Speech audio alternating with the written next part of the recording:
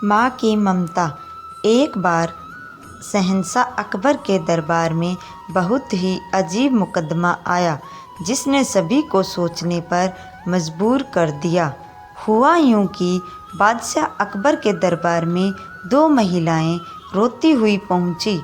उनके साथ में लगभग 2 या 3 साल का सुंदर सा बच्चा भी था।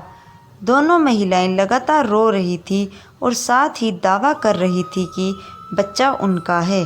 अब समस्या ये थी कि दोनों शहर के बाहर रहती थी, जिस कारण उन्हें कोई नहीं जानता था। इसलिए यह बताना मुश्किल था कि उस नन्हे से बच्चे की असली माँ कौन है। अब अकबर बादशाह के सामने मुसीबत आ गई कि न्याय कैसे करें और बच्चा किसको दें। इस बारे में उन्होंने एक एक करके सभी दरबारियों की राय ली, लेकिन कोई भी इस गुत्थी को नहीं सुलझा सका। और तभी बीरबल दरबार में पहुंच गए। बीरबल को देखकर बादशाह अकबर की आंखों में मानो चमक आ गई हो। बीरबल के आते ही अकबर ने इस समस्या के बारे में उन्हें बताया। अकबर ने बीरबल से कहा कि अब तुम ही इस समस्या का समाधान करो। बीरबल कुछ सोचते रहे और फिर जल्लाद को बुलाने के लिए कहा। जल्लाद के आते ही बीरबल ने बच्चे को एक जगह बैठा दिया और कहा, एक काम करते हैं, इस बच्चे के 2 टुकड़े कर देते हैं। एक एक टुकड़ा दोनों माँओं को दे देंगे।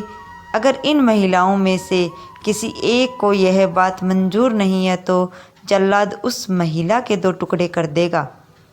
यह बात सुनते ही उनमें से एक महिला बच्चे के टुकड़े करने की बात मान गई और बोली कि यह आदेश मंजूर है।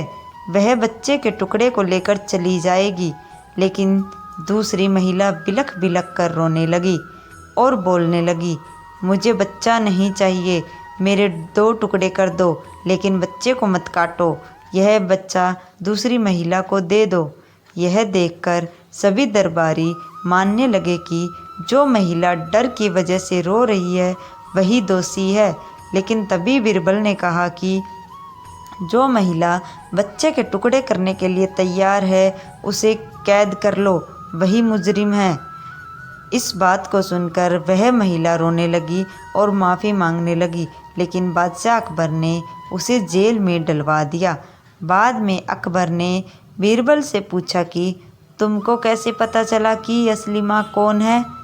तब बीरबल ने मुस्कुराते हुए कहा, महाराज, माँ सारी मुसीबतों को अपने सिर पर ले लेती है, लेकिन बच्चे पर आँच कभी नहीं आने देती। और यही हुआ। इससे पता चल गया कि असली माँ वह है जो खुद के टुकड़े करवाने के लिए तैयार है, लेकिन बच्चे के नहीं। बीरबल की बात सुनकर बादशाह अकबर एक बार फिर बीरबल की बुद्धि के कायल हो गए। कहानी से सीख, हमें कभी भी किसी दूसरे की चीज़ पर अपना हक नहीं जताना चाहिए। साथ ही हमेशा सच्चाई की ही जीत होती है और समझदारी से काम लेने पर हर समस्या का हल निकल आता है। धन्यवाद।